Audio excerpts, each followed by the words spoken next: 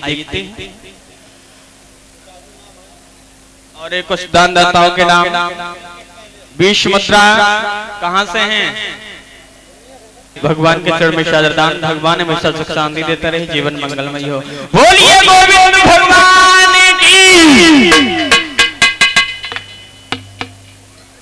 Committee वाले कहते हैं कि कथा सुनाओ, अब मजबूरी राधा शास्त्री की भी है।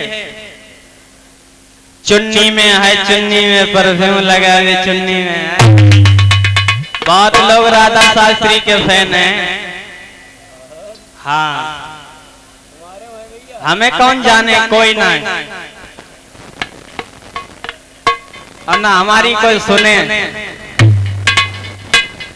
आज बड़ा गुस्सा है देवी जी। कोई बात नहीं। बोलिए कन्हैया लाल की। हर हर गंगा के किनारे बैठे व्यास नंदन श्री सुखदेव जी हस्तिनापुर राजन उत्तरानंद महाराज परीक्षित को भगवान की कथाएं सुनाते। आज हम तुम्हें सुनाएंगे किस तरीका से 5 वर्ष का बालक भगवान के दर्शन करता है, किस तरीका से उत्तान के पुत्र ध्रुव ने भगवान के दर्शन किए और समस्त परिवार वालों को भगवान के दर्शन किया। अब श्री सुखदेव जी भगवान की कथाएं सुना रहे हैं। कहते हैं अयोध्या नगरी में सबसे पहले मनु और शत्रुपा से 2 पुत्र हुए हैं, प्रियव्रत और उत्तानपाद। पंखा इधर घुमा देना। मनु और शत्रुपा के द्वारा 2 पुत्रों की उत्पत्ति हुई, प्रियव्रत और उत्तानपाद। उत्तानपाद बड़े थे और प्रियव्रत छोटे थे। 3 बेटियां हुई हैं, देवहूति, प्रसूति और आहुति। 2 पुत्र हैं, प्रियव्रत और उत्तानपाद। उत्तानपाद तो बड़े हैं और प्रियव्रत छोटे हैं। एक दिन प्रियव्रत शिकार खेलने के लिए जाते हैं जंगल में। तो जंगल में प्रियव्रत ने एक हिरण का वध कर दिया। जब हिरण का वध कर दिया, उसी समय बाबा देवर्षि नारद का आगमन हो गया। बाबा नारद ने देखा कि वो हिरण मर गया, तो प्रियव्रत से कहने लगे, प्रियव्रत तुमने इस हिरण का वध काहे को किया? और ये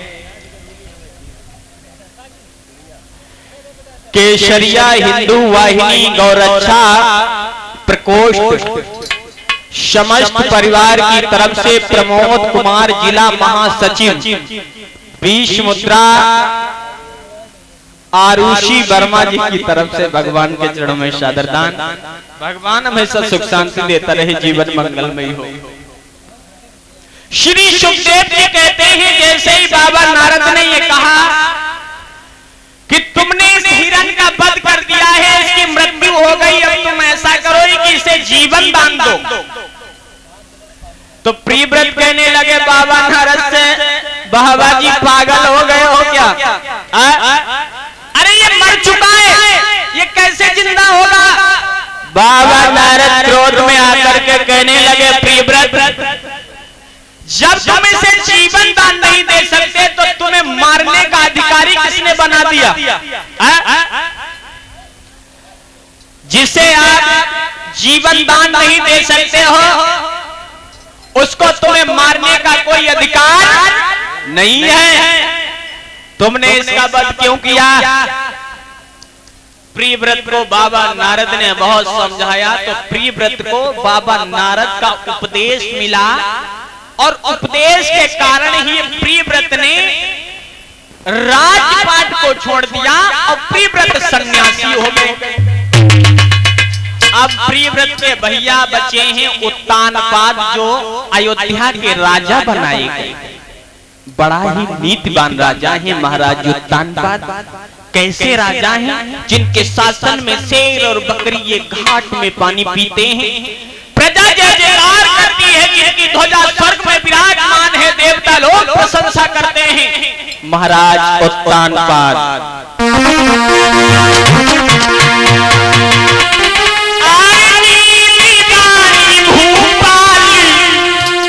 सुनाओ हाल प्रजा रे राजी,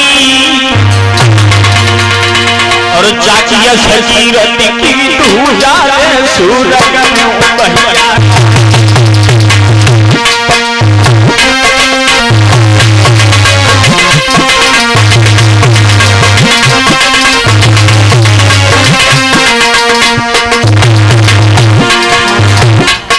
बहुत सुंदर राजा, बहुत सुंदर, प्रजा में जय जयकार हो रही है।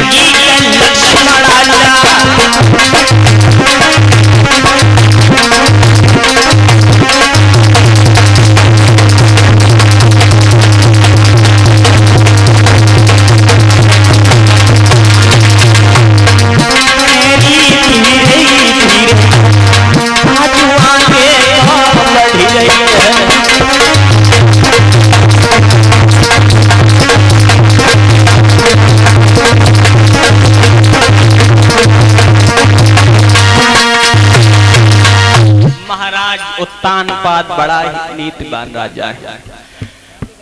ध्वजा स्वर्ग में विराजमान है, देवता लोग प्रशंसा करते हैं। राजा हो तो महाराज उत्तानपाद जैसे। महाराज उत्तानपाद बड़ा ही दान करते हैं, धर्म करते हैं, पुण्य करते हैं। महाराज की प्राण प्यारी का नाम है सुनीति।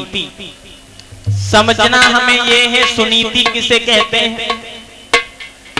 शु माने सुंदर और नीति माने विचार, जो अच्छे विचारों की है, जिसका नाम सुनीति है। आठों पहर अपने पति की सेवा में समय को बिताती है, बड़ा ही पतिव्रता है महारानी सुनीति। महाराज बड़ा ही दान करते हैं, धर्म करते हैं, पुण्य करते हैं, लेकिन परमात्मा ने महाराज उत्तानपाद को कोई संतान नहीं दी। महाराज उत्तानपाद बिना संतान के बड़ा ही हैरान है, बड़ा ही दुखी है। अब तो तन के ऊपर चौथी अवस्था आने वाली है, लेकिन महारानी के उदर से किसी भी संतान का जन्म नहीं हुआ। एक दिन महाराज उत्तानपाद राज दरबार में बैठे हैं और महारानी सुनीति महलों में बड़ा ही उदास हैं। जैसे महारानी को महाराज की याद आई और चिंता महारानी को जैसे ही हुई है, तो महारानी ने बांदी को बुलाया और बांदी से कहा है कि बांदी राज दरबार को चली जाओ और हमारे महाराज को बुला के लाओ। उसी समय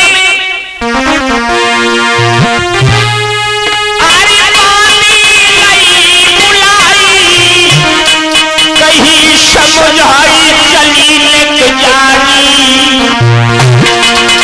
और मेरे सजना को के बुलाई पहले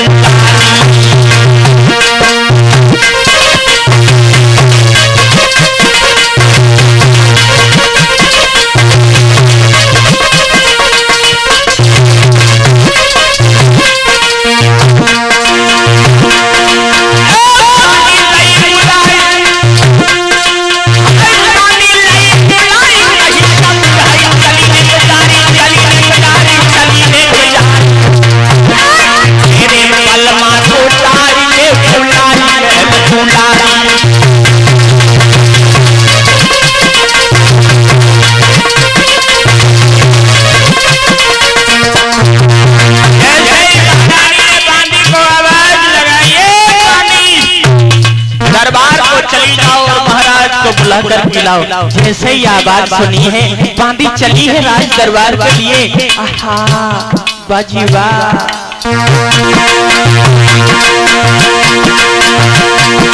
अब चली